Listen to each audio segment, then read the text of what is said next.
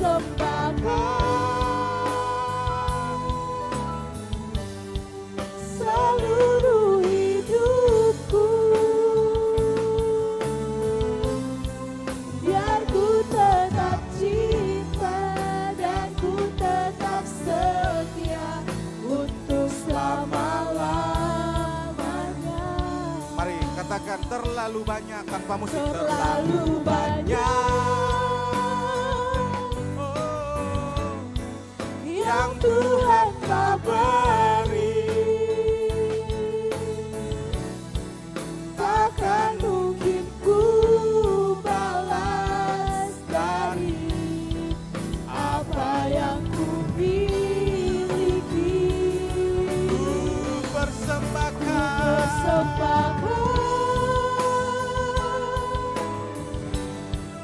seluruh hidupku,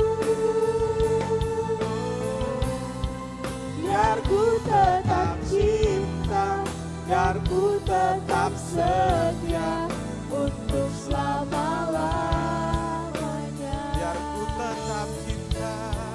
Biar ku tetap cinta dan ku tetap Sekali katakan, biar ku tetap cinta. lamanya. Biar ku tetap, Biar ku tetap cinta, biar ku tetap setia untuk selama-lamanya. berikan sorai-sorai paling meriah buat Tuhan. Haleluya, haleluya. Yang terbaik hanya bagi Tuhan. Yang terbaik hanya bagi Tuhan. Haleluya, haleluya. Terima kasih Bapa di surga. Pujian ini bukan hanya terucap di bibir kami tanpa kami mengerti, tapi kami pagi hari ini benar berkata bahwa terlalu banyak perbuatan Tuhan yang sudah Tuhan lakukan. Bahkan kami bisa ada di penghujung tahun ini Tuhan. Itu semua karena penyertaan-Mu Tuhan Yesus. Terima kasih Bapa di surga. Pagi hari ini terlebih kami mau belajar bersama. Bimbing kami Roh Kudus untuk mengerti, memahami isi hati Tuhan. Sehingga kami berjalan di tahun depan dengan optimisme, dengan semangat baru. Karena ada sebuah harapan, ada sebuah kekuatan yang diberikan oleh Tuhan kepada kami. Dalam nama Yesus kami berdoa mengucap syukur. Haleluya. Amin. Silakan duduk jemaat Tuhan. Puji Tuhan. Sebuah kesempatan yang luar biasa. Bapak Ibu bisa bersama-sama dengan kita, bersama di tempat ini untuk sehidangan dengan Tuhan, menikmati anugerah Tuhan lewat firman-Nya. Kita tidak lambat saudara, kita langsung saja. Saya pagi hari ini mau berbicara juga tentang Immanuel. Saya diberkati dengan khotbah Bapak Gembala yang minggu kemarin, lalu saya mencari tahu lagi, ya Pak Gembala kemarin itu membahas dari Yesaya pasal 9 ayat 5 sampai 6, ya, tentang atribut Sang Mesias atau Sang Immanuel, Allah yang perkasa, penasihat ajaib, ya, Bapa yang kekal, Raja damai. Tapi Bapak Ibu Saudara, memang kalau kita berbicara atau kita membicarakan Immanuel, pasti yang ada di pikiran kita itu adalah Matius atau Injil. Karena Immanuel itu sering kita dengar ketika ada hari Natal, ada perayaan-perayaan Natal, maka khotbah-khotbah gereja hampir seluruhnya itu mengkhotbahkan atau membicarakan tentang kelahiran Sang Juru Selamat. Nah, Injil Matius ini juga saudara, ini adalah merupakan Injil yang sangat luar biasa rumit sebenarnya. Dari sepengetahuan saya ya, Injil Matius ini adalah merupakan salah satu Injil yang sering dikutip oleh bapak-bapak gereja seperti Origenes ya, seperti bapak-bapak gereja yang lain. Banyak mereka mengutip Injil Matius dibanding Injil Markus, Lukas dan Yohanes ya. Nanti kita akan lihat kenapa kok Matius ini lebih sering dikutip. Dan Injil Matius ini merupakan sebuah kitab ya, yang satu-satunya kitab, ada dua kitab dalam Perjanjian Baru yang sangat rumit untuk dilihat. Kenapa? Karena terlalu banyak mengutip Perjanjian Lama. Kalau kita melihat di dalam Injil Matius, itu hampir seluruh dari struktur kitab ini itu dia mengutip. Ada beberapa pola, ada 10 pola yang saya lihat saudara. Di situ dikatakan maka Allah melakukan seperti itu supaya genaplah firman Tuhan. Saudara akan melihat pola itu berulang kali di dalam Injil Matius. Sehingga apa? Melihat Injil Matius tanpa melihat konteks Perjanjian Lama, kita itu bisa bahaya, salah saudara. Karena itu untuk memahami Injil Matius kita harus pergi ke kitab Yesaya. Kenapa? Karena konsep Immanuel itu pertama kali itu disampaikan oleh Nabi Yesaya. Tetapi konteks Immanuel yang disampaikan oleh Nabi Yesaya di dalam kitabnya atau dalam narasinya saudara, itu berbeda setting ceritanya yang ada di Matius. Kenapa? Karena di dalam Yesaya berita tentang Immanuel diberikan kepada orang Israel yang pada saat itu yang dipimpin oleh Raja Ahas. Saudara, mari kita membuka di dalam Yesaya pasal 7 ayat yang pertama sampai ayat yang ke-14. Tapi kita tidak akan bacakan satu persatu, nanti Bapak Ibu Saudara bisa membaca di rumah. Saya akan membacakannya mulai dari ayatnya yang ketiga ya. Ayat yang ketiga sampai ayatnya yang ke-7. Lalu akan lompat ke ayat 14. Dengarkan firman Tuhan. Yesaya pasal yang ke-7 ayat yang pertama sampai ayatnya yang ke-14. Tapi saya akan bacakan dari ayat yang ketiga. Berfirmanlah Tuhan kepada Yesaya, baiklah engkau keluar menemui Ahaz, engkau dan Ser-Yasyub anakmu laki-laki ke ujung saluran kolam atas, ke jalan raya pada padang tukang penatu. Dan katakanlah kepadanya, teguhkanlah hatimu dan tinggallah tenang, janganlah takut dan janganlah hatimu kecut. Karena kedua puntung kayu api yang berasap ini, yaitu kepenasan amarah Resin dan Aram dan anak Remalia. Oleh karena Aram dan Efraim dengan anak Remalia telah merancang yang jahat atasmu dengan berkata, marilah kita maju menyerang Yehuda dan menakutinya serta merebutnya, kemudian mengangkat anak Tabeel sebagai raja di tengah-tengahnya. Lalu ayat yang ke-7, maka berfirman, beginilah firman Tuhan, Tuhan Allah, tidak akan sampai hal itu dan tidak akan terjadi.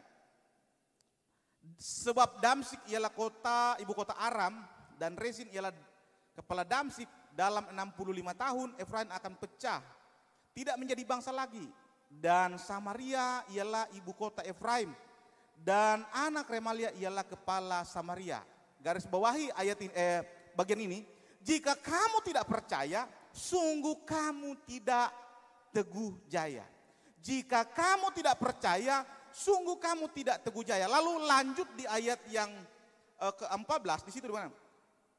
Sebab itu Tuhan sendirilah yang akan memberikan kepadamu suatu pertanda, sesungguhnya seorang perempuan muda mengandung dan akan melahirkan seorang anak laki-laki dan ia akan menamakan dia Immanuel. Jadi latar belakang janji tentang Immanuel kepada orang Israel itu dalam situasi genting, saudara. Kenapa? Raja Ahaz sedang ketakutan. Raja Ahaz sedang ketakutan. Takut karena apa? Raja Ahaz takut karena kerajaan utara. Jadi Raja Ahaz ini adalah kerajaan selatan. Israel pada zaman pemerintahan anaknya Salomo itu pecah menjadi dua. Yang selatan ibu kotanya Yehuda, yang utara ibu kotanya Samaria. Dan peperangan terjadi ya antara utara dan selatan ini itu sebelum bahkan sebelum Ahaz memerintah. Nah, Pekaya yang memerintah di kerajaan utara pada saat itu ingin mengajak ya orang Aram untuk menyerang orang Yehuda yang saat itu dipimpin oleh Raja Ahaz. Lalu Ahaz ketakutan, saudara, takut. Di ayat yang kedua di situ dikatakan begini. Lalu diberitakanlah kepada keluarga Daud, Aram telah berkemah di wilayah Efraim, maka hati Ahaz dan hati rakyatnya gemetar ketakutan seperti pohon-pohon hutan bergoyang ditiup angin. Takut sekali. Jadi berita tentang Immanuel disampaikan kepada orang Israel pada saat itu dalam setting genting. Immanuel diberikan. Tapi tahu enggak saudara, ketika Allah mengutus Yesaya untuk menyampaikan firman-Nya kepada Ahaz, supaya Ahaz ini tidak takut, tidak gentar. Tapi apa yang dikatakan Ahaz?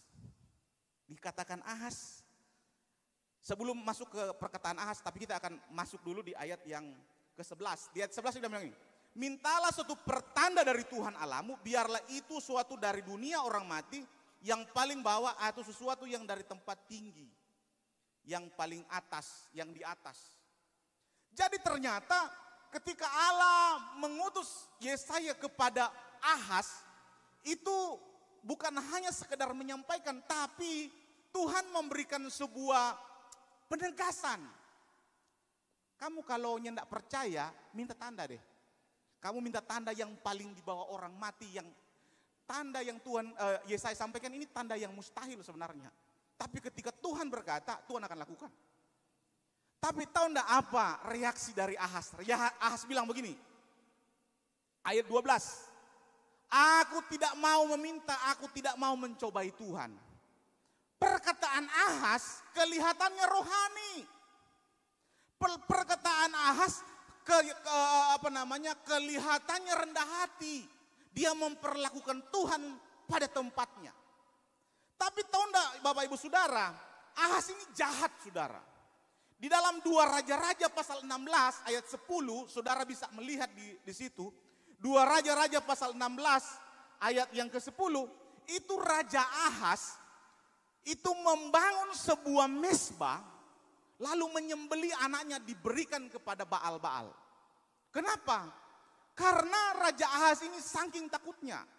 Ketakutan Ahaz ini membuat keputusannya salah. Yang pertama, Raja Ahaz bukan mendengarkan apa yang disampaikan oleh Nabi Yesaya, tetapi Raja Ahaz kemudian pergi ke Raja Asyur, namanya Raja Tiglat-Pileser, untuk meminta bantuan. Supaya apa? Dua kerajaan yang sedang mengancam kerajaan selatan diserbu oleh kerajaan Asyur. Dan apa yang dilakukan oleh Ahaz? Dia membawa seluruh perlengkapan bait Allah. Semuanya dia bawa untuk menyuap Raja Tiglat-Pileser. Supaya apa? Mereka Tiglat-Pileser ini menyerang dan dilakukan oleh Tiglat-Pileser. Dan orang Asyur menang dan singkat ceritanya kerajaan selatan bebas dari namanya tekanan dari dua kerajaan. Tapi tidak berhenti di situ. Raja Tiglat-Pileser makin menjadi-jadi. Sehingga dengan kata lain kerajaan selatan ini saudara seperti terjajah di bawah kerajaan Asyur. Lalu ketika Raja Tiglat-Pileser pergi ke Damsyik, ikutlah Raja Ahaz pergi ke Damsyik. Raja Tiglat-Pileser pergi untuk mempersembahkan korban kepada Baal. Lalu muncullah di benak Raja Ahaz bahwa kemenangan yang diterima oleh Tiglat-Pileser mungkin karena korban persembahan dia terhadap dewa-dewa. Lalu saudara, dia memanggil nabi, salah satu nabi dari kerajaan selatan, dari Yehuda, untuk melihat, mengukur ukuran mezbah yang dilakukan oleh Raja Tiglat-Pileser. Lalu dia berkata bahwa seperti yang kalian lihat, maka kalian harus lakukan itu, mezbah ini, lakukan persis yang ada di bait Allah. Jadi mezbah itu mereka bangun di dalam bait Allah dan seluruh perlengkapan bait Allah dibuang. Singkat ceritanya. Dan dia mulai menyembelih anak manusia dipersembahkan kepada dewa-dewa Baal. Dan ternyata saudara, tindakan yang dilakukan Ahaz ini, tindakan yang menyakiti hati Tuhan, tidak membuat janji Immanuel kepada orang Yehuda itu batal. Karena apa? Di dalam ayat yang ke-13 dibilang ini, lalu berkatalah Nabi Yesaya, baiklah dengarkanlah hai keluarga Daud, belum cukupkah kamu melelahkan orang, sehingga kamu melelahkan Allahku juga. Tindakan yang dilakukan oleh Ahaz, wah luar biasa mengerikan saudara. Jadi apa yang singkat ceritanya saudara, yang mau disampaikan dalam konteks Immanuel ini, Immanuel itu diberikan kepada bangsa Israel, itu walaupun mereka tidak bersedia menerima Immanuel. Jadi Immanuel diberikan kepada orang Israel bukan berangkat dari kebutuhan mereka. Mereka memohon kepada Tuhan, bukan. Tetapi inisiatif Tuhan untuk membuat orang Israel disertai Tuhan. Amin. Apa yang kita bisa ambil dari cerita Ahaz ini saudara? Kadang firman Tuhan datang kepada kita dalam bentuk penyertaannya untuk menegur kita, memberitahu kepada kita kesalahan kita. Tapi akibat dari kekhawatiran, kebuntuan, hopeless, kehilangan harapan, membuat kita tidak percaya lagi akan penyertaan Tuhan. Di masa pandemi ini banyak orang-orang mulai luntur imannya terhadap penyertaan Tuhan. Benarkah Tuhan itu menyertai saya? Lalu dengan kekuatannya mulai dia mencari Tiglat-Pileser zaman now orang bilang. Dia mulai mencari bantuan dengan kekuatannya, dengan tindakannya. Dia tidak tahu bahwa dengan tindakannya itu bukan membuat dirinya dibantu, bukan membuat dirinya semakin berdiri dengan Tuhan, tetapi membuat dirinya makin jauh, makin jauh, makin jauh, makin runtuh, makin hancur. Dan ini dilakukan oleh Ahaz. Nanti Bapak Ibu Saudara bisa mempelajarinya dalam 2 Raja-Raja ya, pasal 16, di dalam Tawarik juga saudara. Kehidupan Raja Ahaz ini luar biasa, mengerikan. Berbagai macam cara yang Tuhan berikan kepada Raja Ahaz, tapi tidak pernah mengerti. Bagaimana ini cerita Natal kok sampai ke perang? Ya toh, mungkin Bapak Ibu Saudara, gimana Natal ini kan bahagia, kok ini kok masuk ke dalam peperangan? Saya mencari tahu latar belakangnya saudara. Jadi yang pertama yang ingin saya sampaikan bahwa Immanuel muncul dalam Yesaya dalam konteks genting, dalam konteks ketakutan, dalam konteks kekhawatiran, kebuntuan, keputusasaan, kehilangan harapan. Semuanya tidak ada yang bisa menolong. Lalu Allah datang lewat nabinya atau lewat hambanya atau lewat firmannya kepada kita mengatakan bahwa ada seorang Immanuel yang akan menyertai engkau. Tapi ternyata tidak cukup. Bangsa Israel ini tegar tengkuk saudara. Mulai dari kerajaan utara parah. Kerajaan selatan yang adalah keturunan Raja Daud juga parah. Tapi tidak serta-merta membuat Tuhan hilang janjinya. Oke, kita lanjut saudara. Ahaz bersikap seperti rendah hati dan rohani ayat 12 ya, pasal 7. Padahal Ahaz tidak percaya kepada Tuhan. Banyak orang menyembunyikan ketidakpercayaannya kepada Tuhan dengan kata-kata manipulasi lewat status sosmed, yaitu percaya kepada Allah dengan ayat-ayat yang dia prong di sosial media, di Twitter, Instagram, ya, dengan segala macam. Tapi praktek hidupnya dia tidak mempertontonkan bahwa dia adalah orang yang percaya pada penyertaan Tuhan. Lagu tadi luar biasa. Terlalu banyak yang Tuhan telah beri, takkan mungkin ku balas dari apa yang ku miliki. Wow. Hartakah, jabatankah, gelarmu kah mampu membalas kebaikan dan penyertaan Tuhan? Tidak bisa, sudah. Tidak akan pernah bisa. Tahun depan Pak Gembala mengatakan mengatakan bahwa tahun depan temanya adalah integritas. Memang Tuhan berjanji, bukan Tuhan berjanji. Tuhan mengatakan dalam firman-Nya, hari-hari itu bukan makin baik Bapak Ibu Saudara. Makin sulit, ke depannya makin sulit. Karena itu mari patrikan hidup saudara pada firman. Tidak ada tempat lain untuk saudara bisa lari. Hanya di dalam firman. Amin. Amin Bapak Ibu Saudara. Jadi hanya dalam firman kita bisa lari. Relasi kita, orang-orang yang di sekitar kita tidak bisa diharap. Bahkan mungkin mengecewakan kita. Tapi bukan serta-merta kita lalu ragu dengan penyertaan Tuhan. Tuhan adalah Allah yang Immanuel, yang beserta, yang bersama-sama dengan kita.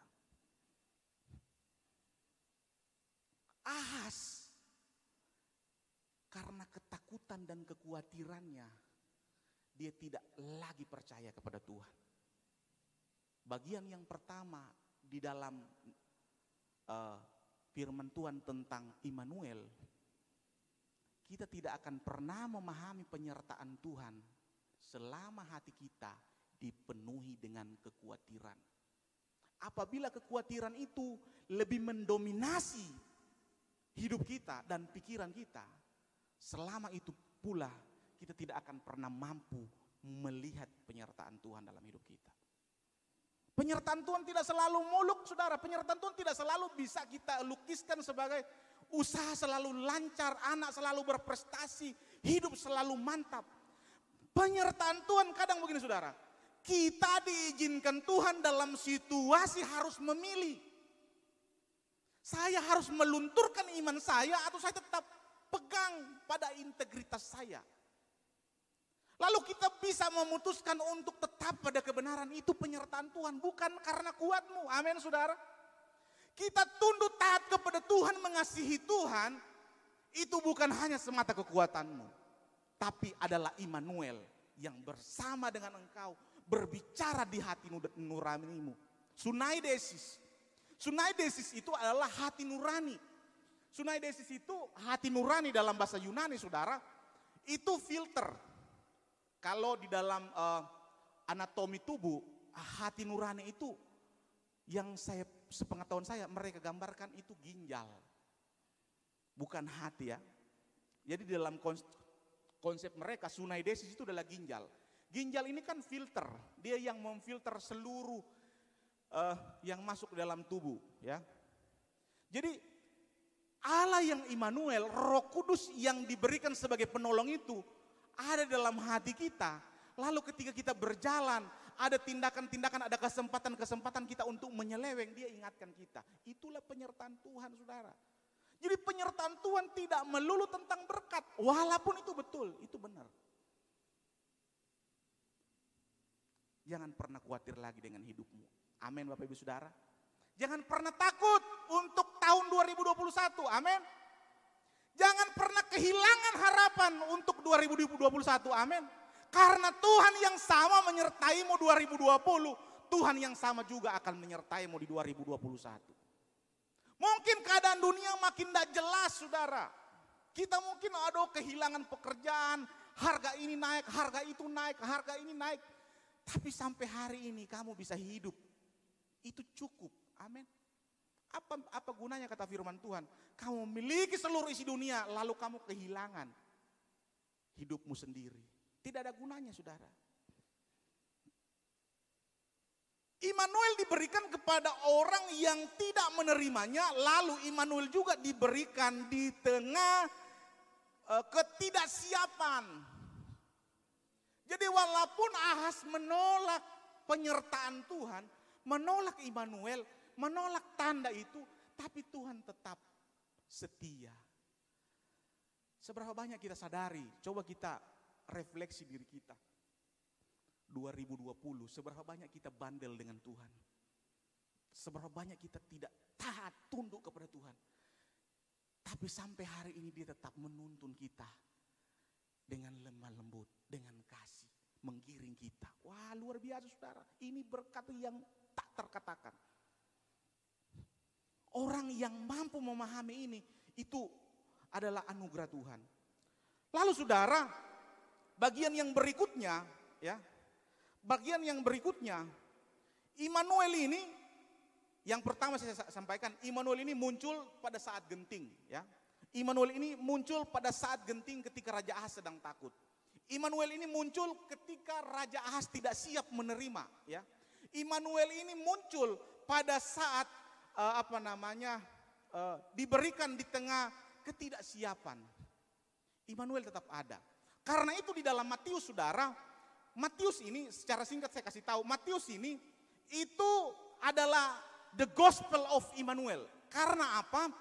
Mulai dari pasal pertama sampai pasal 28 itu menceritakan tentang kerangka Immanuel.